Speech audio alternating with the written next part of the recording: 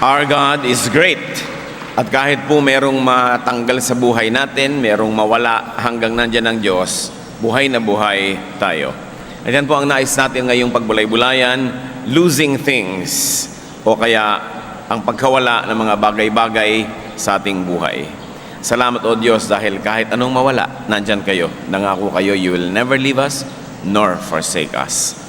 Turuan niyo po kami ngayon na bigyan ng katotohanan sa buhay namin yung napakagandang pangako niyo na yon. Patawarin niyo po kami sa mga kasalanan namin, linisin kami o Diyos. Kami nagpapasakop. Hinihingi sa iyo, Panginoon, ang kapatawaran ng mga pagkukulang. Nagpapalinis sa pangalan ng iyong anak na si Jesus at humihingi ng pagpapala. Turuan niyo nga po kami, bigyan niyo kami ng kaliwanagan. Isipin namin, Panginoon, ang mabuting mga bagay na ikagagalak niyo at nawa, palakasin niyo kami. Lalong-lalo kung kami dinadalaw ng mga pagkawala ng mga kung anong bagay na pinahahalagahan namin. Mangusap kayong may kapangyarihan, palayain niyo kami mula sa mga pagsisinungaling sa amin na aming puso at makapamuhay kami, Panginoon, bilang mga taong malalaya dahil pinalaya ng iyong anak na si Jesus. Turuan niyo po kami, kayo pong maging tunay na tagapangaral. Dalangin namin ang lahat ng ito sa ngalan ng iyong anak na si Jesus, aming Panginoon at tagapagligtas. Let's take a look at Job's super case. Hindi siguro natin pwedeng pagsawaan ang kwentong ito kahit paulit-ulitin madalas sapagkat sobrang lakas ng kapangyarihan ng mga katuruan nito. Job's super case is a case that really deserves revisiting all the time.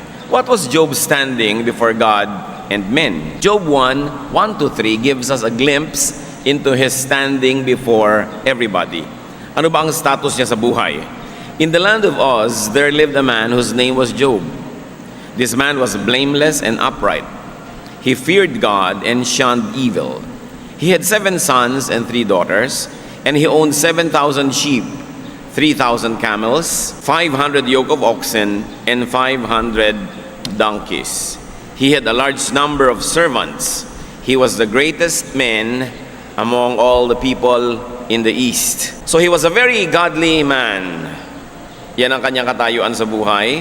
He was very, very rich, and he was a very, very blessed man. So you'd think he's very, very secure. Ano pa nga naman ang aalalahanin kung ikaw'y makadiyos, napakayaman mo, pinagpapala ka, sikat na sikat. But then let's take a look at Job's trial. Job 1:6-12. One day the angels of the Lord came to present themselves, and Satan also came with them. The Lord said to Satan, "Where have you come from?" Satan answered the Lord, "From roaming through the earth and going back and forth in it." Then the Lord said to Satan, "Have you considered my servant Job? There is no one on earth like him. He is blameless and upright, a man who fears God and shuns evil." So minsan ay humarap si Satanas sa Diyos at sabi ng Panginoon, anong masasabi mo tungkol kay Job na napakatino, napakahusay, napakalinis ng pamumuhay? No? Ikaw ba ay merong maipipintas sa kanya? Job 1 rather, 6-12.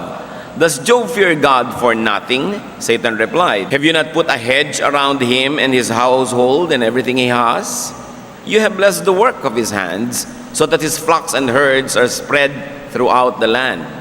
But stretch out your hand and strike everything he has, and he will surely curse you to your face." Sabi, wala naman ako maipipinta sa kanya kasi wala namang kulang sa buhay niya eh. Lahat ibinigay niyo na. Ang yaman-yaman niya. Sikat na sikat. Siyempre, godly. Pero subukan yung bawiin niya mga yan. Subukan yung tanggalan siya ng mga pagpapala at isusumpan niya kayo ng harap-harapan. Verse 12, the Lord said to Satan, "Very well then, everything he has is in your hands. But on the man himself, do not lay a finger." So ang sabi ng Panginoon, sige, pinapayagan kita na ilagay sa pagsubok si Job. Lahat ng ari-arian niya na galing sa akin, pwede mong galawin. Huwag mo lang gagalawin yung katawan niya. Puwera siya. Lahat lang nasa labas ng katawan niya, siya hindi. So this very godly man was going to have a very, very difficult life. He's going to suffer loss of wealth. Kasi yun ang paratang sa kanya ni Satan eh. Makadiyos lang naman yan kasi mayaman. Subukan mo papaghirapin. So, sige, bahala ka kung anong gusto mong gawin. Huwag mo lang siyang gagalawin, puwera ang katawan. So let's take a look at Job's great loss. He lost wealth. He lost things. Kayamanan, mga bagay-bagay. Paano nangyari yon? Napakasakit, Kuya Eddie. Job 1:13-15. One day when Job's sons and daughters were feasting and drinking wine at the oldest brother's house, a messenger came to Job and said, "The oxen were plowing and the donkeys were grazing nearby, and the Sabaeans attacked and carried them off. They put the servants to the sword, and I'm the only one who has escaped to tell you." So anong unang nawala kay Job? Mga katulong, mga alipin na noong unang panahon, binibilang na kayamanan, wealth. He also lost oxen and donkeys. Ang kanyang mga alagang hayop na napakaraming nagpapayaman sa kanya, ninakaw ng mga bandido. So this terrible thing was caused by men. Mga tao ang dinaanan ng dilubyong ito, sila ang lumikha. Para bang bumagsak na ang langit kay Job, pero hindi pa yun sapat. Job 1:16. While he was still speaking, another messenger came and said, "The fire of God fell from the sky and burned up the sheep and the servants, and I am the only one who has escaped to tell you." Kung sa gawin doon ay ninakaw ang kanyang mga hayop at pinatay ang mga katulong, sa banda naman dito ay umulan ng apoy mula sa langit, natupok ang mga natitirang mga hayop doon at ang mga katulong na nag-aalaga ng mga hayop na yon. So there was another great loss of servants and sheep. They were burned up. This time not attributed to men by the witness, but he said, fire from heaven. Hindi na galing sa tao, galing na sa taas. It was not man-made. Pwede ka kasing mawalan galing sa tao, pwede kang mawalan galing sa taas. Job 1:17, parang hindi pa kasya ang mga problema na yon in one day. While he was still speaking, another messenger came and said, "The Chaldeans formed 3 raiding parties and swept down on your camels and carried them off. They put the servants to the sword, and I am the only one who has escaped to tell you." So far, sa dami-dami mga katulong ni Job, 3 lang ang natira at lahat sila'y dumating na may masamang balita. Malungkot na balita. Sinalakay naman sila ng iba na namang grupo, ninakaw ang mga kamelyo na kayamanan din. Nung araw, yung mga kamelyo parang kotse yan ngayon. Yung mga kamelyo, pan-transport, kayamanan. Sabi, ako lang po ang natira para maibalita ito sa inyo. There was another great loss of servants and camels. Hindi lang dumating ang problema kay Job, sapin-sapin, patong-patong. What was Job's reaction and attitude that showed his character? Siyempre, pag may dumadating sa atin, lumalabas ang tunay nating pagkatao. Job 1:20-22. At this Job got up and tore his robe and shaved his head. Then he fell to the ground in worship and said, "Naked I came from my mother's womb, and naked I will depart. The Lord gave, and the Lord has taken away. May the name of the Lord be praised." In all this, Job did not sin by charging God with wrongdoing. Pagkarami-raming kayamanan ang nawala sa loob ng isang araw, pagkarami-raming tauhan ang namatay sa loob ng isang araw, sabi ni Job, nagpahiram ang Diyos, bumawi, purihin siya, dahil nakahiram ako kahit sandali. At sinabi sa Biblia, sa lahat ng yan, hindi siya nagkasala. Di niya sinisi. Hindi katulad ng marami sa atin, biglang sisisihin ng Diyos, "Why, oh God? Why, oh why? Bakit? Bakit ako pa?" Yun ang tanong natin What makes you better than your neighbor para sabihin, bakit ako pa? Bakit yung asawa ko pa? Bakit yung anak ko pa? Dapat nating suriin na lahat tayo ay nagkakasala sa Diyos. Balikan natin si Job. Anong ginawa niya? He mourned. Nagluksa. Nakakaluksa naman talaga yung nangyari. Alangan naman mag-party ka. Nalungkot. Inahit niya ang kanyang buhok, nakalbo siya. Sinira niya yung kanyang damit bilang sagisag ng pagluluksa. Tapos nagpatira pa sa Diyos. He worshiped God. Hindi siya nag-worship noon bilang masayang tao. Nag-worship siya bilang isang nagluluksang tao. Mga kapatid, hindi lang po masaya ang nag-worship. Kahit ka malungkot, kahit ka nawalan, kahit ka naubusan, kahit ka nagluluksa, pagsamba pa rin sa Panginoon ang dapat gawin. Kaya napakaganda na kanyang kasaysayan na hindi natin pinagsasawa ang balik-balikan. Bakit niya nagawa yon? Na sa kabila ng lahat sumamba, he refreshed his memory that he never really owned anything. Importante yon. Nawalan kayo ng kwintas, nawalan kayo ng kotse, nawalan kayo ng bahay. Alalahanin nyo nung bata pa kayo, yung pinakamalayong mababalikan ng inyong alaala. Wala naman kayo ng kotse na yun wala naman kayo ng kwintas na yun. Wala naman kayo nung ganung bahay o gamit. So, ibinigay lang sa inyo. Hindi dapat ipagtampo kung binawi. Mahalagang maalala na wala tayong pag-aari. Kaya sa wikang Tagalog, ang tawag sa property, ari-arian. Kunwari lang, hindi talaga sa'yo. Napakalalim ng kultura natin tungkol sa ownership. Sa atin, hindi natin yan masyadong ina-emphasize. Kaya sa mga probinsya, may kudkurang ka ng nyog, wala, nasa kapitbahay. Nung tingnan mo, wala din doon, ipinahiram na niya sa kabilang baryo.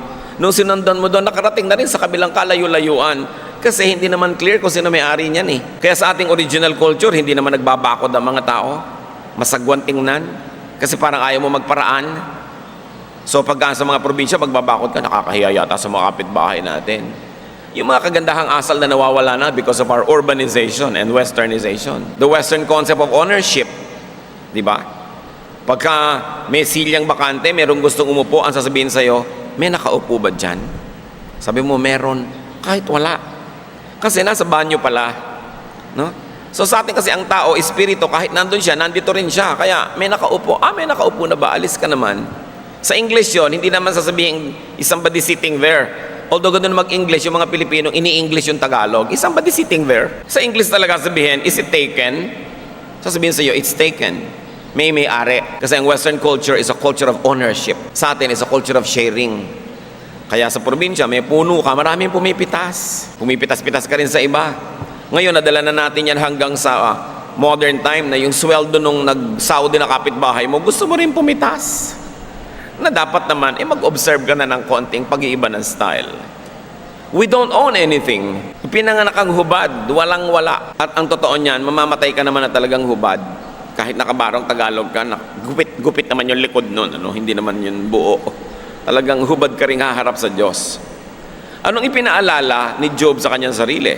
That he never really owned anything, that God owned everything, that God gave and lent everything, and just took those things back. Diyos ang may-ari, ang nagbibigay, ang nagpapahiram ng lahat.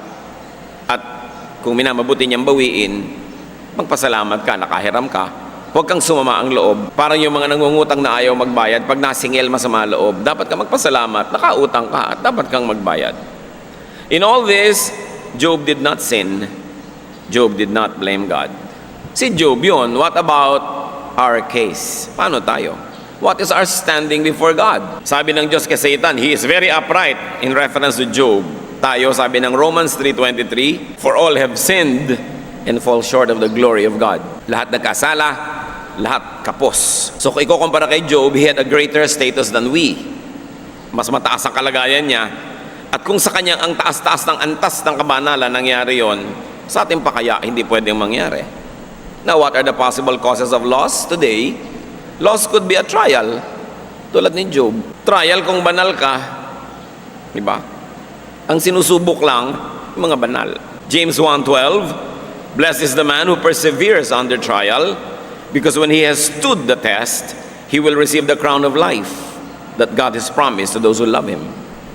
Pinagpapala daw yung sinusubok, kasi pag pinayagan ng Diyos na subukin ka, sukat ka niya eh. Alam niya ang ending, mananalo ka. Kaya ang sabi sa Bible, God does not permit us to be tempted beyond our strength. But with the same temptation also gives us a way out. Pag pinayagan ng Diyos na ikaw ay magdaan sa pagsubok, sukat niya ang kakayahan mo, binibigyan ka lang niya ng oportunidad na magkamedalya. Pero pwede mong ipatalo ang laban kung hindi mo gagamitin ang iyong lakas na binibigay ng Diyos. Pwede maging talo ka, pero hindi dahil ipinatalo ka ng Diyos, kasi nagpatalo ka. Kasi ang sabi, hindi ka papayagan na magkaroon ng anumang mga pagsubok na hindi mo kaya. At kasama ng pagsubok, ibinibigay din ng Diyos yung paraan para makaiwas ka at magtagumpay. So it could be trial or it could be training. Sasabihin, wala naman akong ginawang masama. Bakit ako nagkakaganito? Baka trial. O kaya, sasabihin mo uli, bakit ako nagkakaganito? Pwedeng training. Hinahanda ka ng Diyos sa maraming mga magagaling at dakilang bagay. 1 Peter 5:10, and God, after you have suffered a little while, will Himself restore you and make you strong, firm, and steadfast. Para yung mga athletes, tinetrain, ang mga singers, tinetrain, kahit sino na may specialization, tinetrain, hirap na hirap during training period, pero during the competition, madali na. nananalo na. So kung dumarating sa atin yung pagsubok, may mga bagay na nawawala sa atin, baka training yan kung hindi trial. Ngayon, kung hindi training, hindi trial, meron pa tayong pwedeng isipin. It will be fruit of our sins, results of our shortcomings. Galatians 6:7, do not be deceived. God cannot be mocked. A man reaps what he sows. Nagtanim ka ng hindi mabuti, syempre, hindi mabuti nga anihin mo. Pinapahiram ka ng magandang bagay, winawaldas mo, babawiin. Hindi ka naman magandang pahiramin eh. Sayang. Binibigyan ka ng magagandang bagay, hindi mo pinapalago. Hindi tumutubo ang Diyos, binabawi. Tulad doon sa parable of the talents. Binawian, yung ayaw, palaguin yung ibinigay sa Kanya. Ngayon, kung hindi siya trial, hindi training, hindi pa rin fruit of your shortcoming, hindi mo masabing, wala naman ako maisip na masamang nagawa ko, ba't ako nagkakaganito? Well, Solomon has another proposal. It could be time and chance. Ecclesiastes 9:11, sabi ni Solomon na pinakamarunong na tao, I have seen something else under the sun. Alam niyo, may napansin pa ako isang bagay Napansin niyo ba? The race is not to the swift, or the battle to the strong, nor does food come to the wise, or wealth to the brilliant, or favor to the learned. But time and chance happen to them all. Sabi niya, alam niyo, sa karunungan ko at pag-aaral ko ng buhay, may napansin ako, hindi laging nananalo sa karera ang mabilis tumakbo. Hindi laging nananalo sa giyera yung malakas. Hindi laging kumakain ng masarap yung matalino. Hindi laging pumupunta ang kayamanan sa magagaling o sa mga aral. Sabi niya, alam niyo, kung minsan, swerte-swerte lang. Sabi niya, time and chance happen to them all. Walang objective reason na tagkataon sa nilaki-laki ng langit, nalaglag yung Skylab o mga spare parts ng satellite, ikaw namang naglalakad, sa'yo pang ulo tumama, time and chance na yun. Nandun ka kasi no? Kung nahuli ka lang ng isang minuto o lumiko ka lang ng isang dipa, hindi ka sana tinamaan. Nandun ka kasi. Hindi lahat ng bagay mayroong dahilan. Meron talagang nagkakataon. At kung ayaw niyong maniwala sa swerte-swerte, huwag akong giyerahin nyo. Si Solomon, siya ang may sabi niyan, kinukwento ko lang sa inyo. Sabi yan ni Solomon. So ano pa ang nangyayari sa atin mga kapatid? We lose things. Nawawalan tayo. Sino sa inyo nawalan ng cellphone kahapon? Siguro yung nawalan ng cellphone kahapon, 3 months ago nawalan din. 9 months ago nawalan din. Kasi yung mga nawawalan ng cellphone, sila naman ang sila yung nawawalan Siguro burara. Yung mga nadudukutan, sila na lang lagi ang nadudukutan. Siguro kasi yung pera nila nakaluwa sa bulsa nila, nakatingin sila sa langit. Yun naman ang yun hindi ba? Yung nagugulpe, laging sila yung nagugulpe. May mga taong takaw gulpe. Paano naglalakad pa lang, nakakainis na ang itsura, talagang parang sinasabing gulpihin mo ako. Pagpabalik-balik sa inyo ang malas, hindi na malas yun. Sobrang chance para malasing kayo, di ba? Pag rule na ng buhay nyo yun, meron kayong sistema na dapat baguhin. Kung kayo laging nai-in-love, laging naniniwala sa mga kasinungalingan ng iniibig nyo, nakakapitong nobyo na kayo, yun at yun, hindi na malas ang tawag doon. May ibang tawag doon, alam nyo. Di ba? So nawawalan tayo ng pera, nawawalan tayo ng mga puhunan, nawawalan tayo ng bahay, sasakyan, mga makina, mga kasangkapan, nawawalan tayo ng mga alahas, sari-sari. Nangyayari yan. Pero ang mahalaga, what is our reaction? What's our attitude that shows our character? We can learn from Job. Pwede tayong matuto mula kay Job. Ano bang ginawa niya? Like him, we can mourn. Pwede naman tayong magluksa It's valid. It's all right to feel bad. Kahit ka Kristiyano, kahit ka banal, okay lang malungkot, okay lang manghinayang. Tama lang na malumbay. Panapanahon yan Ecclesiastes 3:1 and 4. There is a time for everything, and a season for every activity under heaven. A time to weep, and a time to laugh. A time to mourn, and a time to dance. Kung nawalan ka, panahon yan para malumbay, malungkot, manghinayang. But like Job, we can and we should review the facts. Dapat din nating gunitain, pag-aralan, sariwain ang katotohanan. At ito, kung meron akong matatandaan nyo sa buong maghapon na ito lang ang tandaan natin mga kapatid, we don't own anything. Wala tayong pag-aari. Lahat ay ari-arian. Kunwari lang. Pahiram lang. Everything we have is God-given. Therefore, everything we have is borrowed. Hiram lang. Psalm 24:1, the earth is the Lord's and everything in it, the world and all who live in it. Ang mundo, ang lahat ng nasa mundo, gumagalaw dito, nakatira dito, nakalagay dito sa Diyos. So wala naman talagang nawawala. Nawala yung cellphone mo, lumipat lang naman sa kamay ng iba. Wala naman talagang nawala. Andyan pa rin yan. At wala ka namang nabibili. Mayroong isang magandang halaman sa Bulacan Garden, binayaran mo na ang mahal-mahal, dinala mo sa bahay mo para doon lang malanta. Di ba? So ano nangyayari? Wala namang nawala sa planeta, mula doon lumipat lang sa'yo. Nagpapalipat-lipat lang. But nothing is lost or gained in this world. So dapat hindi tayo masyadong attached.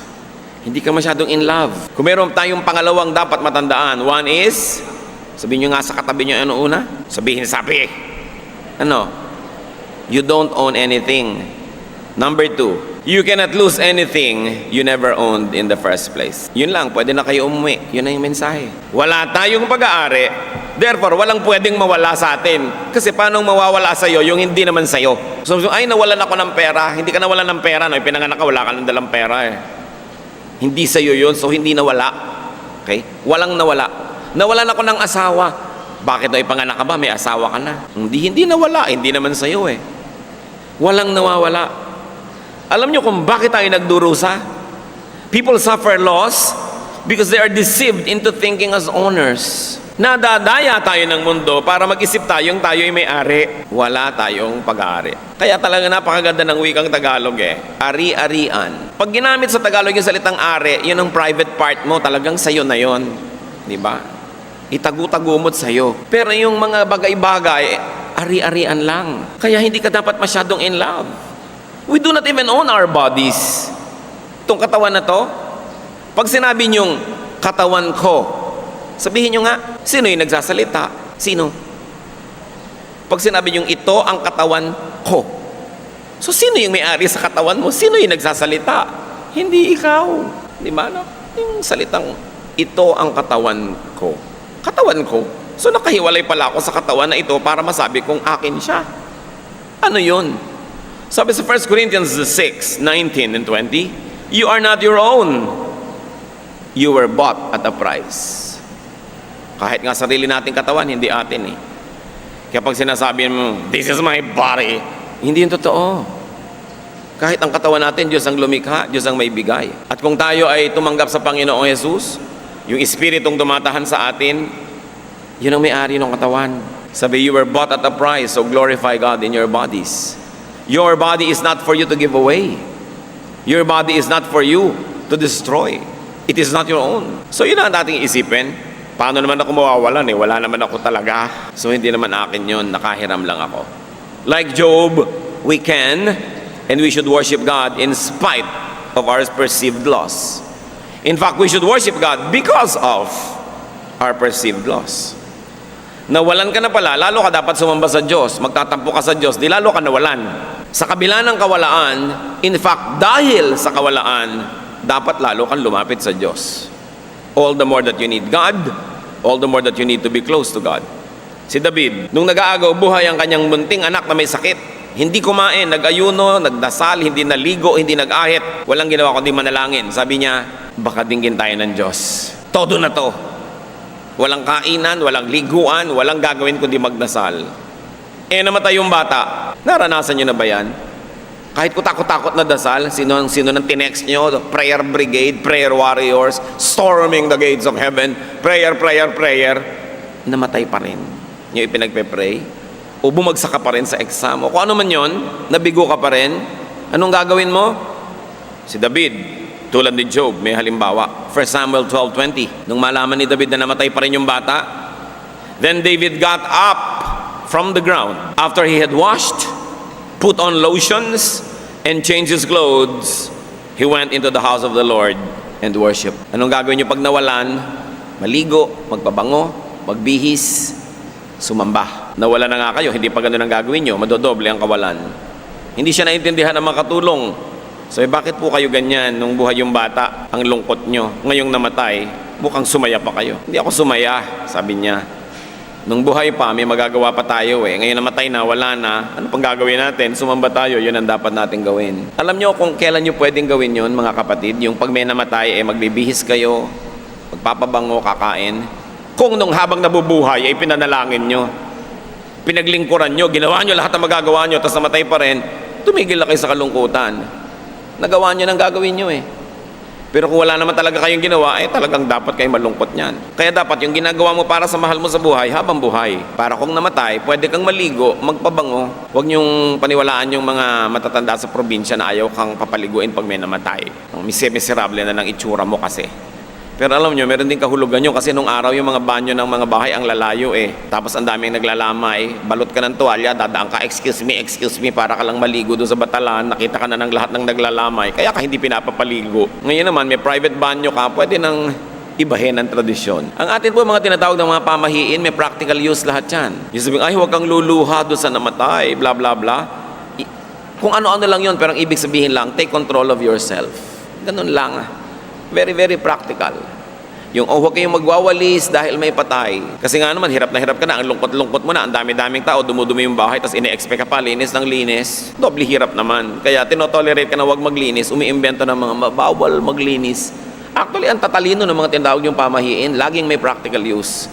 But when the use no longer exists, then you can change the ways. So, itong si Job, namatay lahat ng katulong, namatay ang mga anak, at hindi pa yun ang topic natin, sa second service pa yun, yung mga anak. Ngayon, kayamanan pa lang. Okay? Nawala ang lahat-lahat. Alam niyo, sabi ng kanyang asawa sa Job 2:9-10, his wife said to him, "Are you still holding on to your integrity? Curse God and die." Pagbihira namang asawa to, kaya pala hindi kasama sa kinuha ni Satanas. Kakampi. Sabi, ano ka ba? Namewang yung asawa. Worship ka pa ng worship dyan eh. Hirap na nga tayo dito. Ba't di mo nalang murahin ng Diyos? At tas mamatay ka na rin. Kaya itinira ni Satanas, kakampi sa pagpaparusa kay Job. Verse 10, he replied, "You are talking like a foolish woman. Shall we accept good from God and not trouble?" O nga naman. Kung pambira ka, di ka magpakatalino, pipiliin lang ba natin na tatanggapin natin sa Diyos? Kung anong gusto niya ibigay, yun ang tatanggapin natin. So the lesson from Job, accept whatever God gives you. Tanggapin mo kung anong binibigay sa'yo, o kaya tanggapin mo kung anong binabawi sa'yo.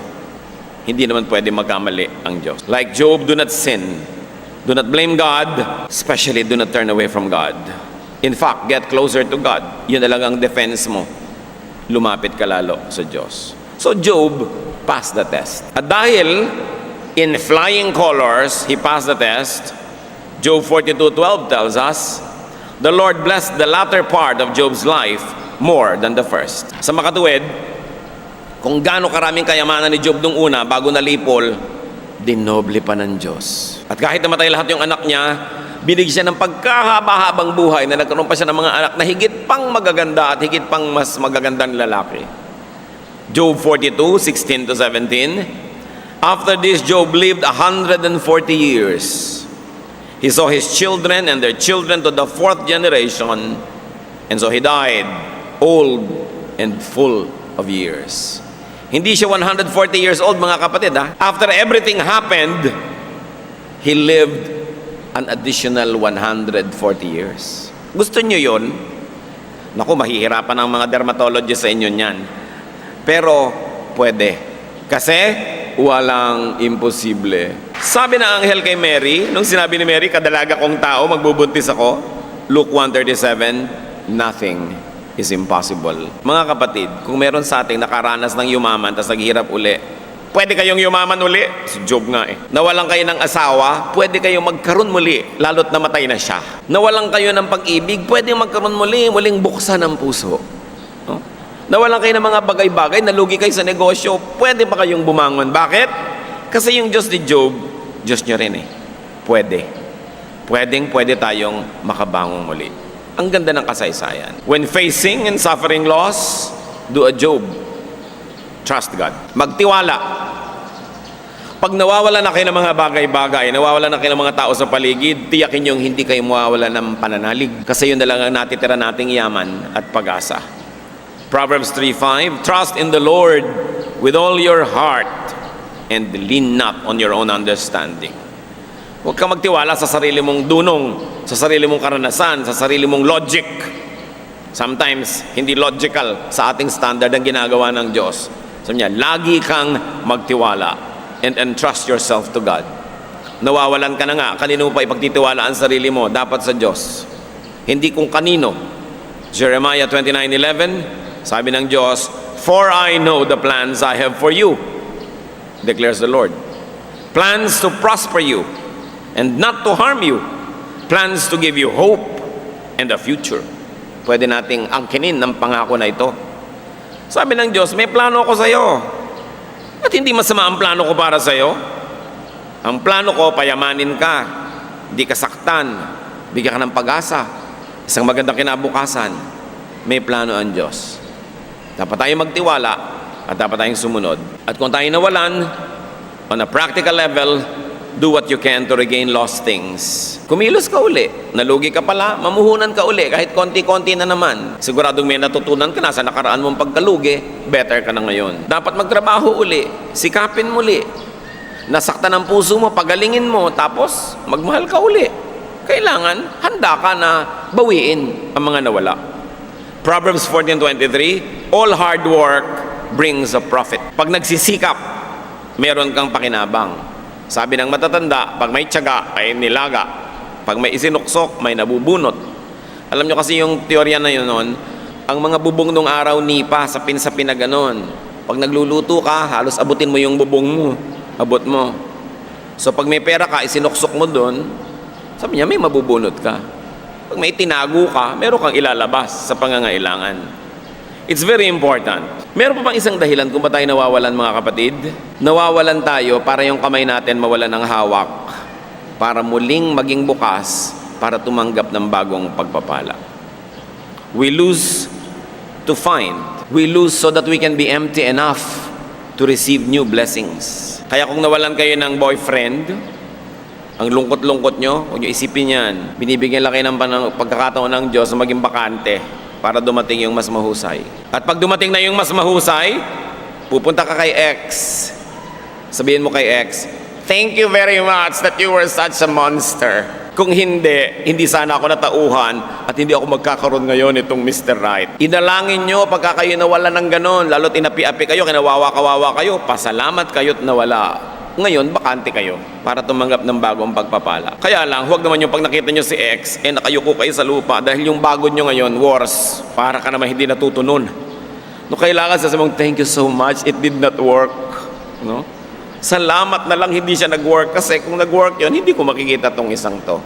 Live in that hope. Because as they say, when God closes a door, He opens a gate. Hayaan nyo magsara ang Diyos. Alam niyang ginagawa niya. Meron siyang ibang bubuksan kung ikaw ay anak niya at ikaw ay nananalig, sumusunod. Even if Job's happy ending doesn't happen exactly to you, be exactly like Job in sticking closely to God. Gayahin natin si Job, kahit yung ending hindi ganun, kahit hindi ka mabuhay ng plus 140 years, kahit ano pang maging wakas niyan, tularan natin siya, hindi siya bumitaw sa Diyos. Isaiah 40:31, "But those who hope in the Lord will renew their strength." Nangihina na pala kayo, ang gawin, hope in the Lord. Babalik ang lakas. So they soar on wings like eagles. They run and will not grow weary. They will walk and not be faint. In other words, you will go beyond the ordinary. So what's your antidote to pain due to loss? Kanina pa natin pinapaulit-ulit, ano ba talaga ang pangontra? Sa hirap ng loob pag nawawalan, do not be attached to things. Do not be attached. Kung nandyan, salamat. Kung wala, salamat pa rin. 1 John 2:15-17, do not love the world or anything in the world. The world and its desires pass away, but the man who does the will of God lives forever. So what have you lost? What do you fear losing? May tanong ako, huwag muna kayo magsara ng mga notes nyo. Anong kinakatakot nyo mawala, kapatid? Usually, yumaman ka na, ang number one mong fear, maghirap muli. Usually, nakakita ka ng, wow, jackpot, ako sa papa ko ngayon. Takot na takot ka nang mawala yan. Nakarating ka na sa isang level ng pamumuhay na ang taas, ang takot mo bumaba uli yun. Alam niyong dapat gawin kung natatakot tayong ganon, mga kapatid? Practice. Mag-practice kayo na mawalan. Para kung sakaling dumating, huwag naman, medyo sanay kayo. Halimbawa, marami kayong sasakyan, 30 taon na kayo hindi nakakapag-boost. Paminsan-minsan mag-bus kayo. Ang dami-dami yung pera, nabibili nyo lahat ng kakainin nyo. Paminsan-minsan, sasabihin nyo sa inyong bahay, today we're going to live on a wage earners budget. Sa 3 araw, kakain tayo ng kinakain ng mga minimum wage earners. Practice. Sanay kayo lagi naka-aircon. O ngayon, mga 2 araw wala tayong aircon. Mag-practice. Kung dumating man, medyo may rehearsal ka, hindi masyadong shocker. At kung hindi dumating, na sana'y wag, nada mamumuli kung paano mahirapan at kung ganon bumubukas ang iyong puso sa mga nakapaligid sa iyong nandun pa sa hirap. Kung minsan kasi gumiginhawa ka, namamanhid ka sa kahirapan, ayaw mo nang balikan, ayaw mo nang sariwain dahil traumatic, pero nakakalimutan mo ring maraming taong nagdurusa pa na pwede mong tulungan. Na-review. Mahalaga yun. Mag-practice. And stay godly. Bagamat staying godly is not always a guarantee against difficulty. Kung minsan nga, kaya ka nahihirapan, godly ka eh. Tulad ni Job. Pero pag nangyari yon, may maganda naman layunin ng Diyos at hindi siya nagkakamali. Pero ang talagang tunay na message natin mga kapatid, you will never lose anything because you don't own anything. You don't own anything. So huwag kang matakot mawalan. Matthew 6:33, seek first His kingdom and His righteousness, and all these things that you like will be added to you. Aming Diyos, salamat sapagkat kayo ay Diyos na may-ari ng lahat at nagpapahiram sa amin.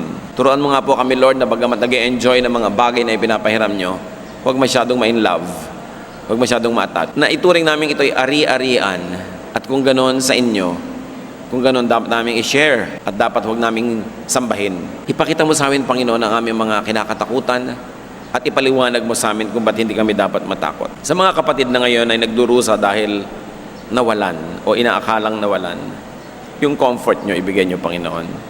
Enlightenment, empowerment. Pabawiin niyo, Panginoon, pabangunin muli kung saan dumapa ang iyong mga anak. Help us and teach us how to recover so that we can regain lost ground and we can continue to live in your favor. Sa mga kapatid naman na nabubuhay sa ginhawa, sa tagumpay, huwag mo kaming payagang malasing at lagi naming maalala ito'y hiram. May pananagutan kami sa inyo na nagpahiram at sa aming kapwa, lalong-lalo sa mga hindi nakakahiram. Turuan nyo kami maging mabait at mabuti. Patuloy tayong magbulay-bulay mga kapatid, yumuko tayo sa presensya ng Diyos at humingi pa sa Panginoon ng mga praktikal ng mga application ng katotohanan ito. What you do when you lose things, what you do so you don't lose things, or don't even think that you can lose anything because we don't own anything. O Diyos, turuan nyo kami, kausapin nyo kami, comfort those that needs comfort, afflict those that need affliction, lalo yung mga umaabuso, sumasobra sa pagkakamkam ng mga bagay-bagay. Ituwid mo kami, ipakita mo sa amin, Panginoon, kung anong kahulugan na kayo ang may-ari ng lahat.